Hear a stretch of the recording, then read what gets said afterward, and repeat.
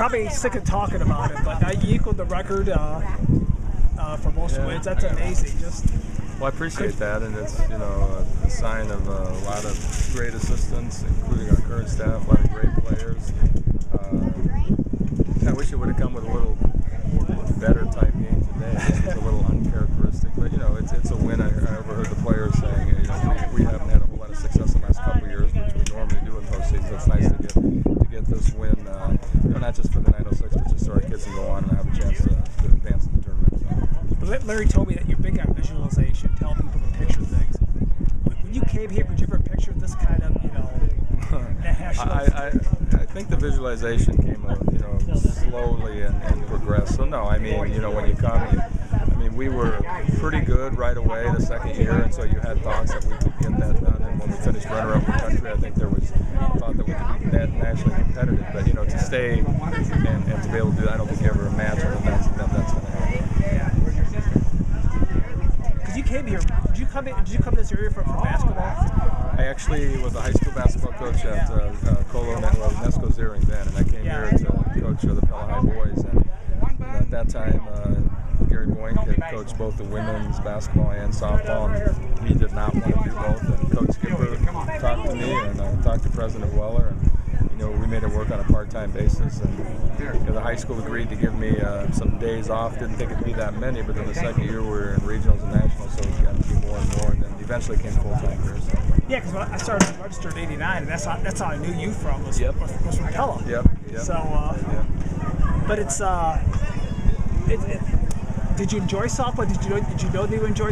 I love both sports, and when I was doing both, the tough thing, obviously, whether it was at Pella High or was an assistant here in men's for a couple of years, the overlap became really difficult. And I think the world of softball has become so much more competitive nationally, and I think just to not devote all your time to one or the other would have been difficult. And I love them both, but I gave the edge to softball, so I like the outdoors. And I just think there are a whole lot of things you can do strategically in softball that you can't necessarily do in basketball. So that became the sporting choice. You've had so much success here now. Do you think does it spur the team on, or can it be a burden for the team to have to live up to those types of things? Don't sit out there. I don't know about. I think our team's success in general. I know this team, has felt that burden of the postseason, just advancing because.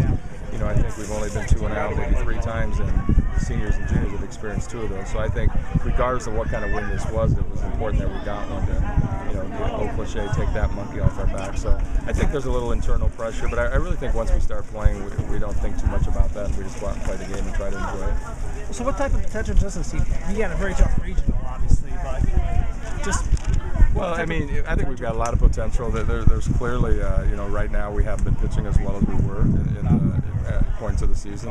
I think that'll come back. There's no reason that it shouldn't. And we're very good offensively. And I think we're, to the point I think we're trying to beat teams a little bit too much like this. And to really advance, you're going to have to win that 2-1, 3-2, 1-0 game. And that's what we'll see, because it's probably going to have to happen tomorrow against Cove, who's obviously playing very well, or down the road against Linfield, whoever it might be. And we've had 3 great matchups against Cove. Won 2 out of 3, and they've all been 1-run games with one going 14 innings. So. Yeah. Do you think though, you going for the national, or not, you're not going for it, but you couldn't take the national record tomorrow? Will that be a distraction or extra pressure for the team? Do you worry about that?